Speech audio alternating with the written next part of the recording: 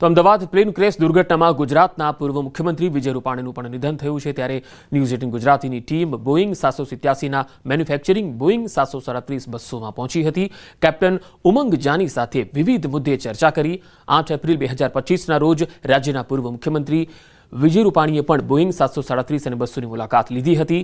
યુનિવર્સિટીમાં one nation one election અંગે સમજ માટે પૂર્વ મુખ્યમંત્રી અમદાવાદની એરોનોટિક્સ ઇન્સ્ટિટ્યૂટમાં ગયા હતા। કોકપીટમાં બેસીને કેપ્ટન ઉમંગ જાની સાથે પ્લેન અંગે ચર્ચા પણ કરી હતી। કેપ્ટન ઉમંગ જાનીએ એ દિવસોને પણ યાદ કર્યા। માત્ર 2 મહિના પહેલા પૂર્વ મુખ્યમંત્રી આ જ એરક્રાફ્ટમાં આવ્યા હતા।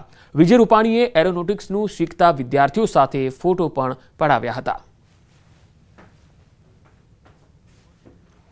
તો ન્યૂઝ 18 ગુજરાતીની ટીમ બોઈંગ 737 બસોમાં પહોંચી છે। ત્યાં જે કેપ્ટન ઉમંગ જાની છે તેમની સાથે વિવિધ મુદ્દાઓ પર ચર્ચા કરી હતી। કેપ્ટને પણ પોતાના જે સંસ્મરણો હતા વિજય રૂપાણી સાથેના એ શેર કર્યા હતા। જ્યારે વિજય રૂપાણી અહીંયા આવ્યા હતા 8 એપ્રિલ 2025ના રોજ તેમણે મુલાકાત કરી હતી। વિદ્યાર્થીઓ સાથે ટૂંકો સંવાદ પણ કર્યો હતો અને કોકપીટમાં પણ બેસ્યા હતા। હું અત્યારે જે જગ્યા પર છું બોઈંગ 737 જેની મુલાકાત ગુજરાતના પૂર્વ મુખ્યમંત્રી વિજય રૂપાણીએ લીધી હતી। મારી પાસે ફોટોગ્રાફ્સ પણ છે અને પોસ્ટ પણ છે જેમાં તેમણે સ્પષ્ટ લખ્યું છે કે હું આ મુલાકાતે આ જગ્યા ઉપર આવ્યો હતો। આપ જુઓ તો ફોટોગ્રાફ્સની અંદર આ પ્લેનના બહારથી તેમણે ફોટોગ્રાફ્સ લીધા। ત્યારબાદ તેઓ અંદર પણ ગયા અને અંદર જે સીડી ચડ્યા ત્યારબાદ કોકપીટ પાસે પણ તેઓ ઉપસ્થિત છે। તે પણ દ્રશ્યો જુઓ અને મારી સાથે કેપ્ટન છે ઉમંગ જાની, તેમની સાથે પણ તેમણે વાતચીત કરી। કેપ્ટન, એ મેમરીઝ શું હતી જેમાં ખાસ રાજ્યના પૂર્વ મુખ્યમંત્રી તેઓ અહીં આવ્યા હતા, તમારી સાથે મુલાકાત કરી હતી, કોકપીટમાં પણ બેઠા હોય તેવા ફોટોગ્રાફ્સ પણ છે?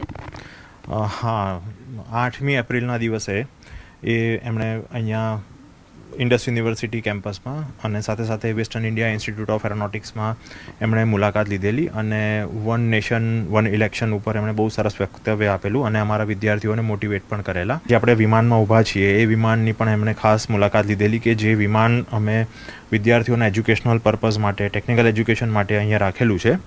એમણે આગળ કોકપીટમાં પણ સાથે સાથે મુલાકાત કરી હતી। એમના જે વિમાન દુર્ઘટનામાં એમનું નિધન થયું તેનાથી હૃદયને બહુ મોટો ઝટકો પડ્યો છે, બહુ દુઃખ થયું છે। ઈશ્વર એમના આત્માને શાંતિ અર્પે તેવી પ્રાર્થના છે। કેપ્ટન ઉમંગ જાની તેમણે ખાસ વાતચીત કરી અને ભાવુક પણ થયા છે કારણ કે કોઈએ ધાર્યું નહોતું કે 2 મહિના પહેલાં બોઈંગ 737માં તેઓ અહીં આવશે। અહીં કાર્યક્રમ દરમિયાન તેઓ આવ્યા હતા। વન નેશન વન ઇલેક્શનનો કાર્યક્રમ ખાસ કરીને અમદાવાદની રાચડા પાસે આવેલી ઇન્ડસ યુનિવર્સિટીમાં યોજાયો હતો। 8 એપ્રિલનો એ દિવસ હતો જ્યારે તેઓ અહીં આવ્યા હતા। આ પ્લેનમાં જે અત્યારે ઉપસ્થિત છું તે જગ્યા ઉપર આવ્યા હતા અને બોઈંગ 787માં તેમનો જીવ જશે તેવું કોઈએ પણ વિચાર્યું નહોતું। કેમેરા પર્સન અમિત શર્મા સાથે દીપિકા કુમાર, ન્યૂઝ 18 ગુજરાતી, અમદાવાદ। અમદાવાદ પ્લેન ક્રેશમાં મૃત્યુ પામેલા 2 લોકોના મૃતદેહને મહેસાણાના વિસનગર લવાયા। વિસનગરના દશરથભાઈ પટેલ અને તેમની પત્નીને દુર્ઘટનામાં મૃત્યુ થયા હતા। ત્યારે બંને પોતાના દીકરાને મળવા પ્રથમ વખત લંડન જતા હતા। અમદાવાદ એરપોર્ટ પર પ્લેન ટેક ઓફ થતાની સાથે જ દુર્ઘટનાગ્રસ્ત થયું અને બંનેના મૃત્યુ થયા। આજે બંનેના મૃતદેહને વિસનગર લવાયા જ્યાં તેમના અંતિમ સંસ્કાર કરાશે।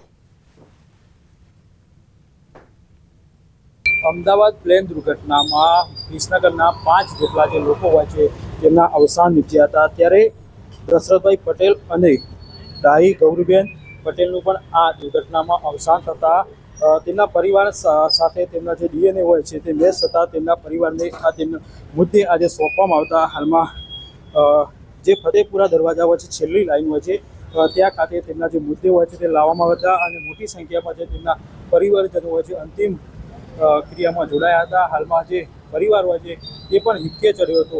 ઉલ્લેખનીય છે કે આ જે બંને પતિ પત્ની હોય છે તેમના દીકરાને મળવા માટે લંડન જઈ રહ્યા હતા તેવા સમયે આ જે દુર્ઘટના હોય છે તે ઘટી હતી। Ketan Patel, news 18 Gujarati, Mehsana. Ahmedabad air India flight ક્રેશમાં ભારત, બ્રિટન અને પોર્ટુગલના મુસાફરો પણ સવાર હતા। ત્યારે અમદાવાદથી લંડન જતી ફ્લાઇટમાં પ્રવાસી હાના ઇબ્રાહીમનો પરિવાર ડીએનએ સેમ્પલ આપવા ભારત પહોંચ્યો। લંડનમાં રહેતા યાસ્મીન વોરા અને મોહમ્મદ વોરાને લઈને એનજીઓની ટીમ પહોંચી। લંડનમાં પણ સરકાર કોઈ તકલીફ ન પડે તે રીતે જલ્દીથી વિઝા એપ્રૂવ કરી રહી છે। એર ઇન્ડિયા દ્વારા પરિવારની ટિકિટ કરવામાં આવી। ક્રેશ દુર્ઘટનામાં હાના ઇબ્રાહીમ પણ સામેલ હતા અને હાના ઇબ્રાહીમ જેના ભાઈ અને માતા અત્યારે આવ્યા છે, તેઓ લંડનથી આવ્યા છે. તેમને લઈને આવનાર વ્યક્તિ છે, તેમણે NGO દ્વારા ખાસ કરીને સંપર્ક કર્યો, લંડનથી સંપર્ક કર્યો, સુરતથી સંપર્ક કર્યો અને અમદાવાદમાં તેઓ લઈને આવ્યા છે. મને કહેશો શું છે કહાની હાના ઇબ્રાહીમની, કોણ આવ્યા છે અને કેવી રીતે આ શક્ય બન્યું? હાના ઇબ્રાહીમના બ્રધર આવ્યા છે અને એમના મધર છે અને ત્યાં DNA માટે આવેલા છે અને અમે લોકો એમને ત્યાંથી એરપોર્ટથી લઈને આવ્યા છે. અમને ઇન્ફોર્મેશન મળી કે એ લોકો આવી રહેલા છે, તમે ત્યાં જાઓ એરપોર્ટ પર અને એમને લઈને અહીંયા સિવિલમાં આવો. એટલે અમે અમારી ગાડી લઈને આવ્યા હતા લેવા માટે. તો પછી ગવર્મેન્ટે ગાડી પ્રોવાઈડ કરી એમની, એટલે સામાન અમારી એમાં મૂક્યો અને ગવર્મેન્ટની ગાડીમાં એ લોકો આવ્યા. વિઝા મળવા અશક્ય છે, પરંતુ કેવી પ્રોસિજર કરવામાં આવી કે તાત્કાલિક અહીંયા આવવા? લંડનથી એ લોકોને આવવા માટે તરત વિઝા એ કરી દીધી ત્યાંની ગવર્મેન્ટે અને એ લોકોને ફ્રીમાં ટિકિટ આપી છે. ટિકિટને એર ઇન્ડિયા તરફથી ફ્રીમાં ટિકિટ મળી છે. એ લોકોએ અરેન્જમેન્ટ કરી આપે છે બંને ભાઈને અને મધરને. હાના ઇબ્રાહીમ છે જે લંડનની ફ્લાઇટમાં સવાર હતા, જે પ્લેન ક્રેશ થઈ ગયું, તો તેઓ શા માટે આવ્યા હતા હાના ઇબ્રાહીમ? એ ધેટ આઈ ડોન્ટ નો કે we are from charitable trust. લંડનથી ખાસ વિઝા અને ટિકિટ છે તે ફ્રી કરવામાં આવ્યા છે. તમામ લોકો તાત્કાલિક ભારત પહોંચી શકે તે માટેની પ્રોસિજર છે તેને ફોલો કરવામાં આવી રહી છે અને ખાસ કરીને હાના ઇબ્રાહીમના ભાઈ છે તેઓ અહીં આવ્યા છે અને તેમના માતા આવ્યા છે, જેઓ DNA સેમ્પલ માટે આપવા માટે અંદર ગયા છે. કેમેરા પર્સન અમિત શર્મા સાથે દીપિકા કુમાર, ન્યૂઝ 18 ગુજરાતી, અમદાવાદ. તો વિજય રૂપાણીનો આજે આવી શકે છે DNA રિપોર્ટ, સવારે અથવા તો બપોર સુધીમાં આવી શકે છે DNA રિપોર્ટ. DNA અંગે FSL ડિરેક્ટરે આપી જાણકારી. રૂપાણીનો મૃતદેહ આજે પરિવારજનને સોંપાય તેવી શક્યતા છે. મૃતદેહ મળ્યા બાદ રાજકોટમાં યોજાશે અંતિમ યાત્રા. વિજય રૂપાણીના નિધન બાદ અંતિમ વિધિની તૈયારીઓ રાજકોટમાં પૂર્વ મુખ્યમંત્રી રૂપાણીના અંતિમ વિધિની તૈયારીઓ છે એ શરૂ થઈ ગઈ છે. ધ્યાનશંકર પ્રગટેશ્વર મહાદેવના મંદિર ખાતે અંતિમ વિધિની તૈયારીઓ ચાલી રહી છે. તો મૃતદેહ મળ્યા બાદ રાજકોટમાં અંતિમ યાત્રા પણ યોજાશે અને અંતિમ યાત્રા માટે એ જે તૈયારીઓ છે એ પણ કરવામાં આવી છે. વિજય રૂપાણીનો DNA રિપોર્ટ આજે આવી શકે છે અને મૃતદેહ આજે પરિવારને સોંપાય તેવી શક્યતા છે. તો કોંગ્રેસ અધ્યક્ષ મલ્લિકાર્જુન ખડગેએ પૂર્વ મુખ્યમંત્રીના નિધન પર દુઃખ વ્યક્ત કર્યું. રૂપાણીના ધર્મપત્ની અને પુત્ર સાથે વિડીયો કોલથી વાતચીત કરી અને દુઃખમાં સહભાગી થયા અને પરિવારને સાંત્વના પાઠવી. તો કોંગ્રેસના રાષ્ટ્રીય અધ્યક્ષ મલ્લિકાર્જુન ખડગે ગઈકાલે ઘટના સ્થળની મુલાકાત માટે પણ આવ્યા હતા અને જે ઘાયલો હતા તેમને પણ મળ્યા હતા અને સાથે તેમણે વિજય રૂપાણીના જે પરિવારજનો છે તેમની સાથે વાતચીત કરી. અને હવે વાત ચોમાસાની.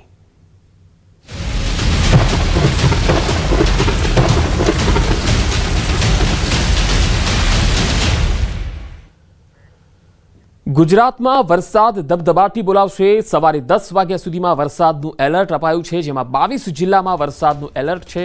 5 જિલ્લામાં વરસાદનું ઓરેન્જ એલર્ટ અપાયું છે. 17 જિલ્લામાં વરસાદનું યલો એલર્ટ છે. બોટાદ, ભાવનગર, ભરૂચ, સુરત અને વલસાડમાં ઓરેન્જ એલર્ટ આપવામાં આવ્યું છે. આ તમામ વિસ્તારોમાં સવારે 10 વાગ્યા સુધીમાં ધોધમાર વરસાદ પડશે. પવન પણ ફૂંકાઈ શકે છે. 5 જિલ્લામાં ઓરેન્જ અને 17 જિલ્લામાં યલો એલર્ટ આપવામાં આવ્યું છે. ગઈકાલે પણ રાજ્યના અનેક વિસ્તારોમાં વરસાદ હતો. થોડા દિવસના વિરામ બાદ ગુજરાતમાં વરસાદની હવે ધમાકેદાર એન્ટ્રી થઈ છે. ગુજરાતમાં છેલ્લા 24 કલાકમાં 148 તાલુકામાં વરસાદ નોંધાયો છે. 27 જિલ્લાના 148 તાલુકામાં વરસાદ થયો. સૌથી વધુ રાજકોટના ગોંડલમાં 3.9 ઇંચ વરસાદ એટલે લગભગ 4 ઇંચ વરસાદ થયો. ખંભાતમાં 3.1, દસાડામાં 2.9 ઇંચ વરસાદ, રાજકોટ શહેરમાં 2.5 ઇંચ વરસાદ ખાબક્યો. તો અમદાવાદના માંડલ અને નડિયાદમાં 2.4 ઇંચ વરસાદ થયો. ધોળકા અને ખેડામાં પણ 2 ઇંચ વરસાદ ખાબક્યો. તો ગોંડલ પંથકમાં ધોધમાર વરસાદના અહેવાલ છે. 1 કલાકમાં જ 4 ઇંચથી પણ વધુ વરસાદ થવાથી ચારે તરફ પાણી જોવા મળ્યું. ગોંડલ શહેર અને ગ્રામ્ય વિસ્તારોમાં ધોધમાર વરસાદ પડ્યો. ગાજવીજ અને પવન સાથે ધોધમાર વરસાદ થતા રાજમાર્ગો પર ગોઠણરૂપ પાણી ભરાઈ ગયું. શહેરમાં ધોધમાર વરસાદને પગલે અનેક નીચાણવાળા વિસ્તારોમાં વરસાદી પાણી ભરાઈ ગયા. ગોંડલ નગરપાલિકાની પ્રી મોન્સૂની કામગીરી પહેલા વરસાદમાં જ ખુલ્લી પડી ગઈ.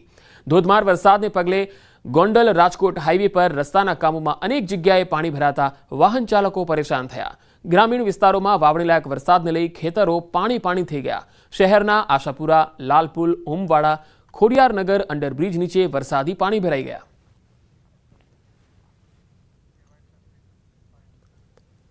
તો રાજકોટ શહેરમાં ધોધમાર વરસાદ પડ્યો, વીજળીના કડાકા ભડાકા સાથે વરસાદ પડ્યો, ભારે પવન સાથે વરસાદી માહોલ જોવા મળ્યો. રાજકોટ શહેરના યાજ્ઞિક રોડ, માધાપર ચોકડી, Kotecha circle, Morbi road, Greenland ચોકડી, ગોંડલ ચોકડી, બસ સ્ટેન્ડ, રેલવે સ્ટેશન સહિતના જે વિસ્તારો છે ત્યાં વીજળીના કડાકા ભડાકા સાથે ભારે પવન સાથે વરસાદી માહોલ જોવા મળ્યો. સાથોસાથ રૈયા ગામ ખાતે પણ ભારે વરસાદી માહોલ રહ્યો. દર વર્ષની જેમ રૈયા ગામ વિસ્તારમાં નજીવા વરસાદમાં જ આસપાસના વિસ્તારોનું પાણી જમા થતું હોવાનું સામે આવ્યું, જેના કારણે વાહન ચાલકોને ભારે હાલાકી પડી હતી. દર વર્ષે જ્યારે રાજકોટ શહેરમાં વરસાદ પડે છે તેમજ રૈયા ચોકડી, સાધુ વાસવાણી રોડ, સૌરાષ્ટ્ર યુનિવર્સિટી વિસ્તાર સહિતના વિસ્તારોનું પાણી રૈયા ગામ તરફ આવી જાય છે અને તેના કારણે આ વિસ્તારમાં થોડા સમય માટે પુષ્કળ પ્રમાણમાં પાણી ભરાઈ જતું હોય છે અને તેના લીધે લોકોને હાલાકી પડે છે. રૈયા ગામથી પરશુરામ મંદિર તરફ જવાનો રસ્તો પણ બંધ થઈ જતો હોય છે. તો રાજકોટ શહેરમાં ધોધમાર વરસાદ, 1.5 કલાકમાં 3 ઇંચ જેટલો વરસાદ ખાબક્યો છે. શહેરના નાના મોવા રોડનો વિડીયો છે એ વાયરલ થઈ રહ્યો છે. એક્ટિવા રોડ પર તરતી હોય એ પ્રકારનો આ વિડીયો તમે જોઈ શકો છો. થોડા જ વરસાદમાં શહેર પાણી થઈ ગયું. ગઈકાલે આખો દિવસ રાજકોટ શહેરમાં ધોધમાર વરસાદ પડ્યો અને ગોંડલમાં 4 ઇંચ જેટલો વરસાદ પડ્યો અને રાજકોટમાં 1.5 કલાકમાં 3 ઇંચ જેટલો વરસાદ ખાબક્યો હતો અને તેના પગલે શહેરના નાના મોવા રોડનો એક વિડીયો છે એ તમે જોઈ શકો છો. ઘોટણરૂપ પાણી છે.